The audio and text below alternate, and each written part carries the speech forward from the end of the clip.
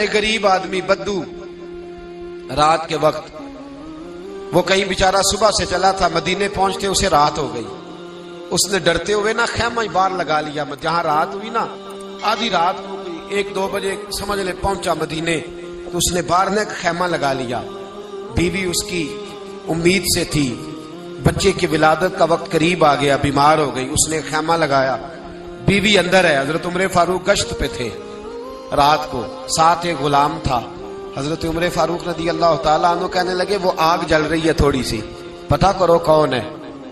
تو آپ کا غلام پتہ کرنے گا تو بدو نے ڈانٹ دیا، کہنے لگے جاؤ تمہیں کیوں بتاؤں. حضرت عمر خود گئے، کہنے لگے مسافر بھائی بتا تو صحیح. کہنے لگا جی چھوڑے، میں آپ کو کیوں بتاؤں میں کون ہوں، کیسے آیا ہوں. فرمایا خیمے کے اندر سے کراہنے کی آواز آتی، کوئی درد سے چیخ رہا ہے، بتا ہمیں بات کیا ہے. کہنے لگا جی میں فلاں بستی فلاں علاقے کا ایک غریب ہوں، امیر المومنین عمر فاروق سے ملنے آیا ہوں، اور رات ہو گئی ہے تو یہاں خیمہ لگایا ہے، صبح میں ان سے مل کے چلا جاؤں گا. تو رات کو تکلیف دینا پسند نہیں کیا، تو میری بیوی امید سے تھی، اب بچے کی ولادت کا وقت قریب ہے، پاس کوئی نہیں. حضرت عمر کہنے لگے تو ٹھہر میں ابھی آیا. چہرے پہ نقاب ہے، اسے بتایا نہیں میں ہی امیر المومنین. عمر دوڑے گئے، اپنی زوجہ سے کہنے لگے اگر تجھے بہت بڑا اجر مل رہا ہو تو حاصل کرے گی. کہا کروں گی. تو کہنے لگے چل پھر میرے ساتھ، بہت بڑا اجر ہے. ایک دوست کے ہاں ولادت کا وقت ہے، ضرورت کی چیزیں ساتھ لے لو. اس عورت نے تھوڑے دانے لے لیے، گھی لے لیا. حضرت عمر سے کہنے لگی لکڑیاں اکٹھی کر لیں. امیر المومنین کونسلر کی بات نہیں بتا رہا آپ کو، میں آپ کو ایم پی اے کی بات نہیں بتا رہا، ایم ایل اے کی بات نہیں بتا رہا، جو 10 گاؤں کو ملا کے چیئرمین بنا اس کی بات نہیں بتا رہا، اس کی بات بتا رہا ہوں جو 22 لاکھ مربع میل کا حکمران ہے. اس کی بات بتا رہا ہوں جو گلی سے گزرے تو شیطان رستہ ہی بدل جاتا ہے. اس کی بات بتا رہا ہوں جس کے بارے میں میرے مصطفیٰ کریم صلی اللہ تعالی علیہ وآلہ وسلم نے فرمایا میرا عمر تو وہ ہے کہ 950 سال حضرت جبریل بھی اس کی شان بیان کرے تو عظمت ختم نہیں ہوتی. اتنا بڑا شخص. حضرت عمر نے لکڑیاں اکٹھی کی، اینٹوں کا روڑے لے کے چولہا بنایا، پہنچ گئے. آپ کی زوجہ کہنے لگی یہ تھوڑے دانے ڈال لیں، گھی ڈال لیں اور ایک لکڑی لے کے اس کو ہلائیں، تیار کریں. خود زوجہ اندر چلی گئی. حضرت عمر باہر پکانے لگے. وہ بدو کہتا ہے میں اس طرح کا ان کے ساتھ بہیو کرنے لگا جیسے کو کسی چوکیدار کے ساتھ نہیں کرتا. میں نے سمجھا جی عمر نے چوکیدار رکھے آنے جانے والے مہمانوں کا.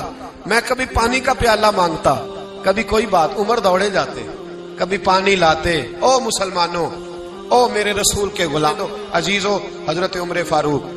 وہ غلام کہتا ہے میں عمر سے کہتا، میں کہتا غلام پانی لا تو عمر دوڑ کے پانی لاتے. میں کہتا تجھے گھی پکانا بھی آتا ہے، پہلے بھی کبھی پکایا ہے؟ تو عمر فرماتے کوشش تو کر رہا ہوں. میں کہتا پہلے بھی کبھی تیری بیوی نے یہ کام کیا ہے؟ تو حضرت عمر کہنے لگے مجھے یاد نہیں، پوچھ کے بتاؤں گا. کہتے ہیں کیا رنگ تھا، کیا انداز تھا، کیا مصطفیٰ کی تربیت تھی، کیا انداز حضور نے سکھائے غلاموں کو. یہ کس طرح کا امیر ہے کہ یہ ہنڈیاں پکا رہا ہے، پھونکے مار رہا ہے ایک غریب کے لیے، دیہاتی کے لیے جسے جانتے بھی نہیں. اندر اس شخص کی بیوی کے ہاں بیٹا پیدا ہوا تو حضرت عمر کی بیوی اندر سے بول کے کہنے لگی امیر المومنین مبارک ہو، آپ کے دوست کے ہاں بیٹا پیدا ہوا ہے. جب کہا نا امیر المومنین مبارک ہو تو وہ شخص کہتا ہے میرے ہاتھ کانپنے لگے اور میں اس طرح دوڑا کہ میری پگڑی گر گئی. میں دوڑا تو عمر نے بلایا، کہا کدھر جاتے ہو؟ کہنے لگا آپ امیر المومنین ہیں، آپ امیر المومنین، آپ عمر ہیں. کیسر و کسرا جس کے نام سے کانپے آپ وہ ہیں جسے مصطفیٰ نے دعا مانگ کے اللہ سے مانگا، وہ والے عمر ہیں آپ. جس کے لیے علی المرتضیٰ فرماتے ہیں میں روز دعا کرتا ہوں، وہ والے عمر ہیں.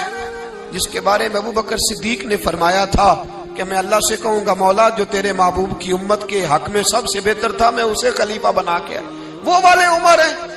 عمر امیر المومنین کی بیوی وہ تو خاتون اول ہوتی ہے، وہ تو ملکہ ہوتی ہے، اور تیری بیوی دائی بن کر ایک غریب کے بچے کے پاس بیٹھی رہی ولادت کے وقت. عمر امیر المومنین ہو کے تیری داڑھی ساری دھومے سے بھر گئی تو ڈیوٹی کرتا رہا. تو سیدنا عمر رو پڑے اور اس بدو کو سینے سے لگا کے کہنے لگے تجھے پتہ نہیں تو کہاں آیا ہے؟ اس شہر کا پتہ ہے؟ اس نے کہا حضور کہاں ہے؟ فرمایا یہ میرے نبی کا مدینہ ہے، یہ مصطفیٰ کا مدینہ ہے، یہاں امیروں کا استقبال نہیں ہوتا، یہاں غریبوں کے استقبال ہوتے۔ یہاں حضور نے اس اسٹیٹ پہ میرے رسول پاک نے وہ والا رنگ دیا ہے کہ اب غریب سر اٹھا کے جینے لگے ہیں، اب مزدوروں کو عزتیں ملنے لگی ہیں، اب یتیموں نے سر اٹھا لیا ہے کہ ہمارا کوئی سننے والا